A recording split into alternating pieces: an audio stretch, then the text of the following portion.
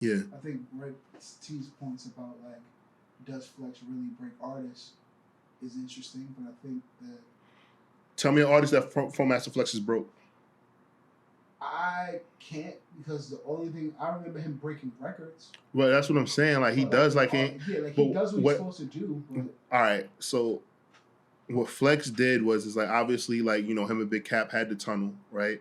But like they would play. Oh yeah, shit. All right, let's go.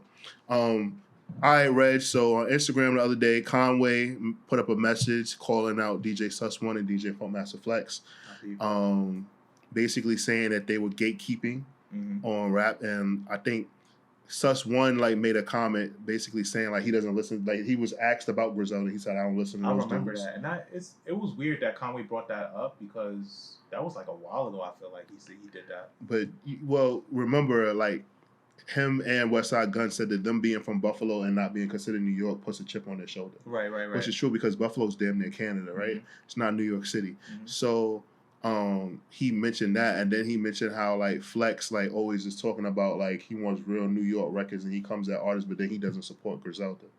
So obviously Sus One took the high road, didn't acknowledge it. Funkmaster Flex went on Instagram and he always got time. Yeah, and he said some things. And even though I'm not an advocate for Flex, I'm not a fan of Flex, he did make some valid points. And I'll be honest with you, like I understand that like, Flex puts records on the radio, but the way that radio is set up, it like that, like an artist like Griselda wouldn't be played in his time slot. Especially like with the records that they make. Like they will be played during like the drama hour or during Peter Rosenberg's time slot at night. And it's not like even a slight to them, but he's going at Flex and Sus One.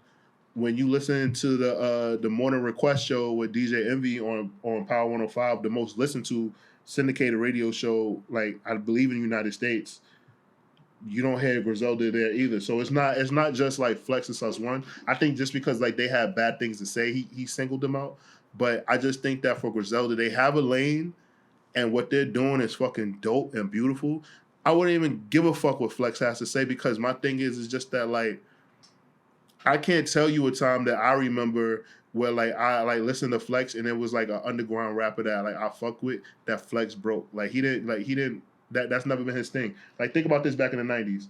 Black Star and the Roots were like on the come up, right? You didn't like obviously the Roots can't like cut through with You Got Me, and then Mos Def cut through with Umi Says, and then Talib cut through with Get By, right? But those would be considered like crossover records. But like their mainstream, their main shit that they was doing wasn't getting played on radio, and I just think that like Conway shouldn't be worried about that.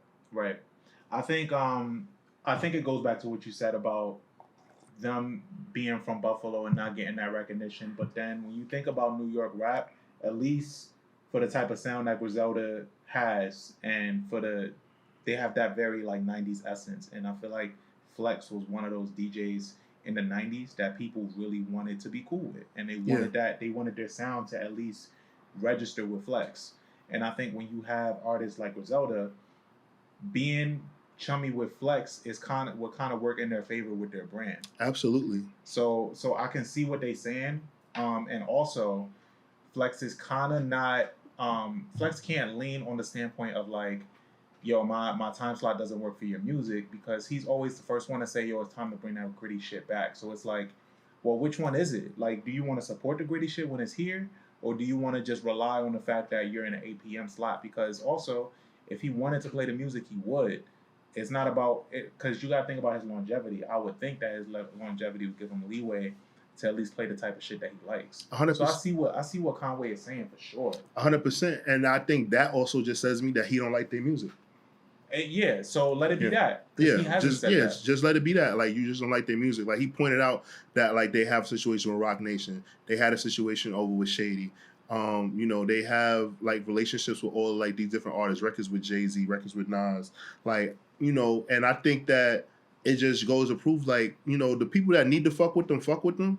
And like radio isn't even a thing. Like I can't tell you the last time where like I like turned on the radio and I like need to listen. Even when I want to hear the Breakfast Club, I just play it on YouTube in my car.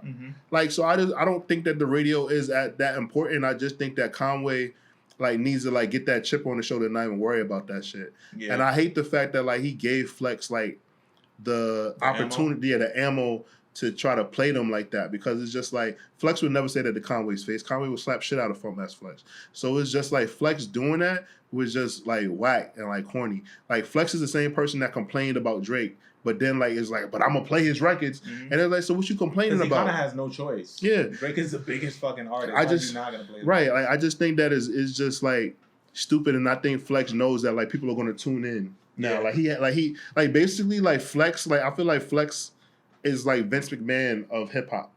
Like he knows that people love to hate him, and people are going to tune in for certain shit. Just like when he was like going at Jay-Z, and then he pivoted from talking about Jay-Z to talking about Dame, and it's just like, yo, bro, wasn't you just defending Dame? Now you talking about this dude, or like how he's like, yo, I don't fuck with Tupac. Them niggas on the West Coast killed my man Biggie, and it's like, all right, cool, Biggie was your friend, but Tupac didn't kill him. Mm-hmm. Why are you talking about fuck a dead man that's beloved? That man has family. Dead for over 25 fucking years. Yeah, like, Jesus Christ. But that's what I'm saying. Like it's just like that kind of thing. It just throws me off. But I completely get where Conway is coming from when I think from his standpoint of like the branding of Griselda.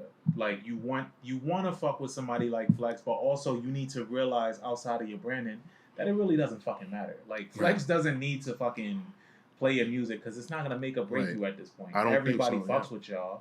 The people that fuck with y'all fuck with y'all. Y'all are gonna your brand is very niche, and it's like people have to look for that type of music in order to really fuck with it. So like, you know, you're gonna have your what do you think the landscape of Griselda is? Like, what do you think they can sell out?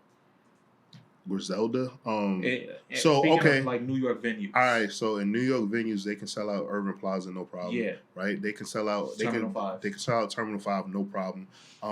Best Buy Theater, no problem. Mm-hmm. The theater at Madison Square Garden where they did the verses, they can sell out, no problem. And like this is like not a slight to them. Like that's still impressive, especially if your tickets are going for fucking $20-$30 a fucking ticket. Mm-hmm. But I mean, well, no, that's actually low. Like so, like their tickets is going between $50 and $100 a ticket. Mm-hmm. Like they selling out, and then like they obviously have like VIP packages and shit like that, and their merch is like their bread and butter. Yeah. So I just think like I hate that Conway did that, because I know Conway don't really like care. I think if like what if I'll give you a prime example. What if like when Conway made that message, Flex was like, yo, you know what, my brother, I'm gonna start playing your shit. Right. Do you think that like Conway would have been like, oh man, thanks? He probably still would have been like, yo, fuck Flex. Yeah. And it would have made no fucking difference. It would have saw no difference. Yeah, it would have saw no difference. Flex in New York City, you know, for as long as I've been in New York, what I've come to learn is that, you know, he doesn't move the needle. Outside of New York, it might appear that way, because you'll hear the mainstays in New York. You'll hear about, outside of New York, you hear about Flex, you hear about Clue, you'll hear about Kid Capri.